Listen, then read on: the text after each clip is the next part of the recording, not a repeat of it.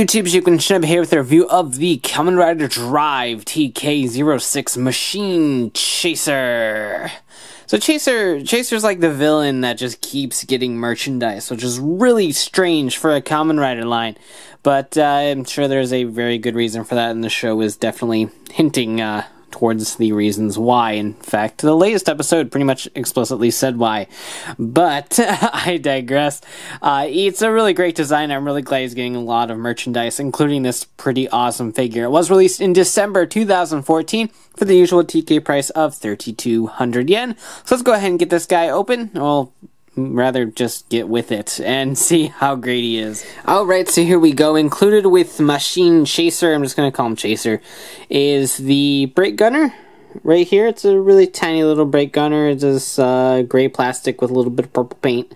It's a nice metallic purple paint that matches his suit perfectly. So that's pretty cool. The E-Circular, as it's called, it was never named in show, so it's just his little machine thing. But this does have the transformation capability for all three of its forms, and we'll show it on a couple other figures as well. It does have a little bit of compatibility. And here is Chaser himself, so we'll move those out of the way and take a look at him. I really dig Chaser's design. It was always one of my favorites of the show when the designs first started popping up.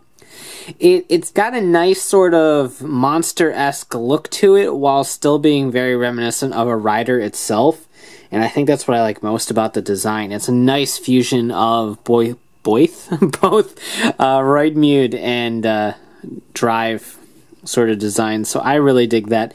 The Kokon port is right on the back here, which is fine. In the show, it's quite a bit closer to his actual back and does have some nice purple on the back there. Unfortunately, everything back here is not painted, but the detail is definitely there. It does look really nice in terms of sculpting detail. So judging the figure by its side, the port is just sticking out there, and it is really gaudy. In that regard, the figure art's definitely going to shine. But outside of that, I think the figure, for its price point, does a really great job of capturing details and keeping all the range of articulation. These shoulder pads do move, so no articulation on him is hindered whatsoever. Full rotation on the head.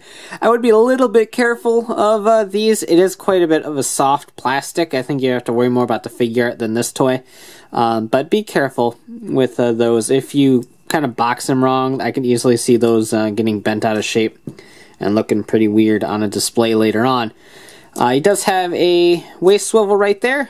This cord just leads right up into the back here, so it does not connect to the bottom torso. He still has his waist movement.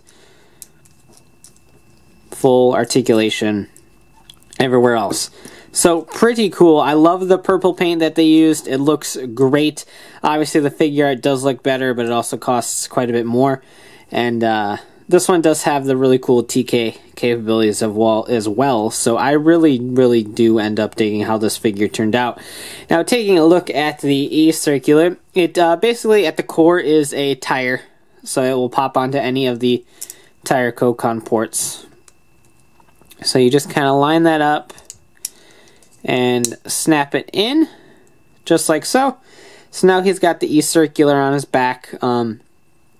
It doesn't peg in to that pipe, but there is a little peg right there and a little hole that will sort of help you line it up and keep it in place.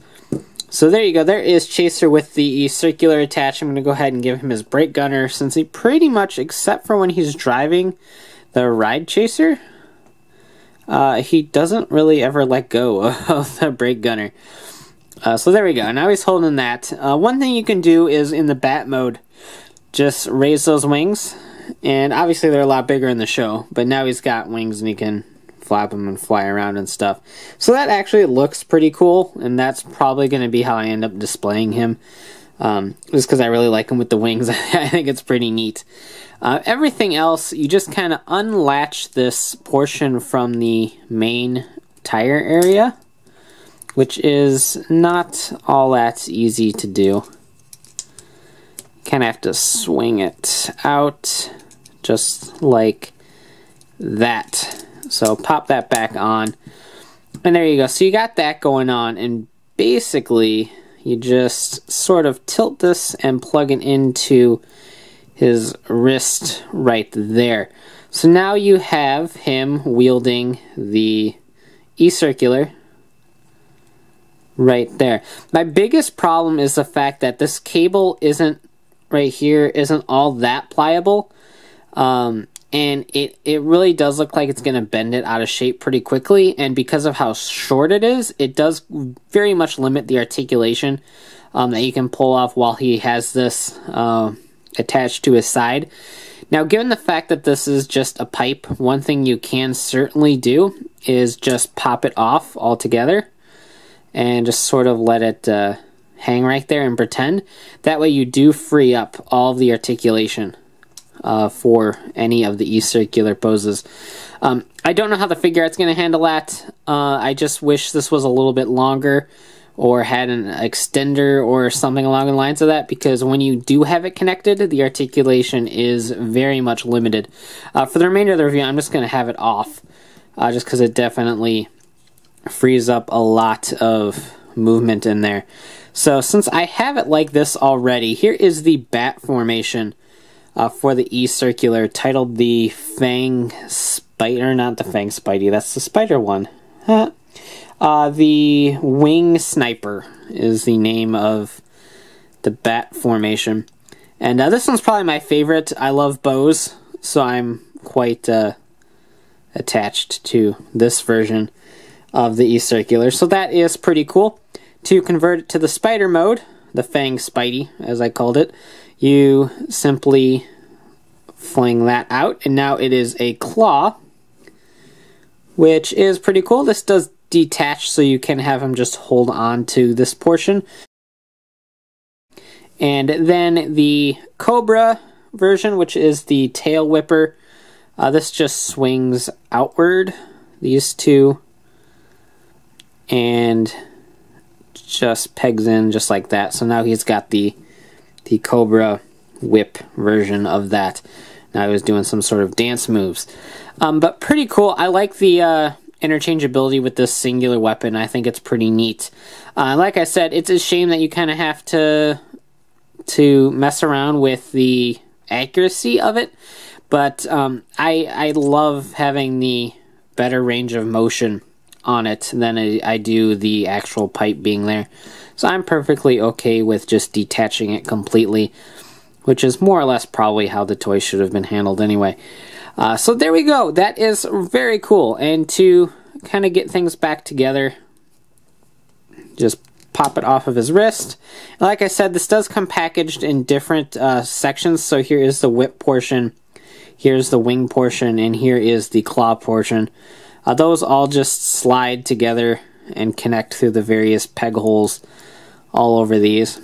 And then if we pop the tire back off, this just plugs right back into here and folds up. There's a hole right there, if you can see it, and a peg right there, and those will line up. It's actually kind of a difficult peg to get into. I think that's pegged in. And so there you go, you're back to square one, and you just pop it right back on.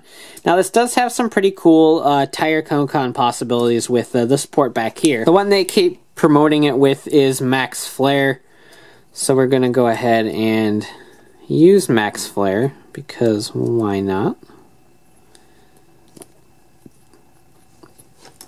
And then you just attach that right on the back, and you have Max Flare.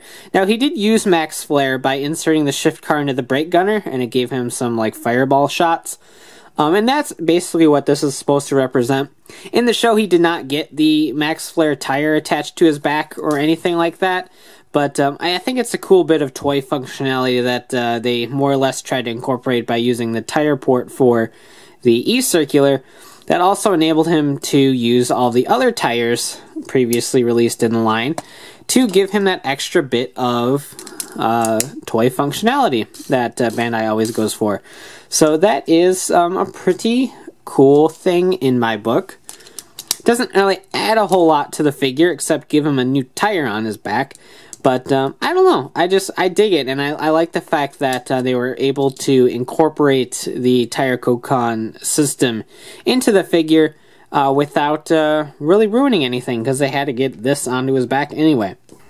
So obviously, like I said, it doesn't work on type speed or type technique or type fruits just because of how they're designed. However, type wild here can actually use it pretty decently, actually. If you just pop this right on there, it kind of gives him a giant sort of arm shield, which is kind of cool in itself. Now you can unravel this. Kind of pops off that joint pretty easy, so you kind of have to keep plugging it back in. And so you can position it to where it looks like has it on his wrist. It doesn't obviously always stay, so you kind of have to be a little bit careful with it, but you can do that, so you can still do all the whip and the bat and the spider. Just call it the whip instead of cobra, but whatever. So you can still do all those formations, but obviously it doesn't look perfect because it doesn't plug in. What you can actually do is kind of spin this all the way around like that to something like that. So there's all sorts of different things that you can do with this to make him compatible with type wild. I highly doubt that's ever going to appear in the show, but given the fact that he's got an arm-mounted port, it was just something that I thought was really fun to kind of tinker around with in design. So it's actually pretty cool. So overall, while I still think the Tire-Kokan port on his back is a little bit gaudy, if you pose him with the E-Circular, it's not going to be that big of a deal at the end of the day. So I really, really do like the figure quite a bit. In fact, I think if you're only to buy one Tire-Kokan figure throughout the entire line, this one probably packs the most punch because it doesn't require any of the other toys to sort of get the full playability factor because it has the E-Circular included. So as a standalone toy, it's absolutely great. Plus the fact that if you have been collecting the Tire-Kokan line, you have all the tires that can plug into his back to give a little bit more playability too, and I think that is really cool. So not only is it playable, it looks nice. Granted, it won't be as nice as the figure it's going to end up, but for 3,200 yen and mostly at discount at most retailers, they're really nice figures at the end of the day, and I like the way that good old Chaser here turned out. One of my favorite designs of the show, and I'm really glad he was able to get a gimmick figure too. Equality for all villains, I suppose. So a really cool figure that I definitely recommend. So thanks for watching, take care, and have a great one. Bye.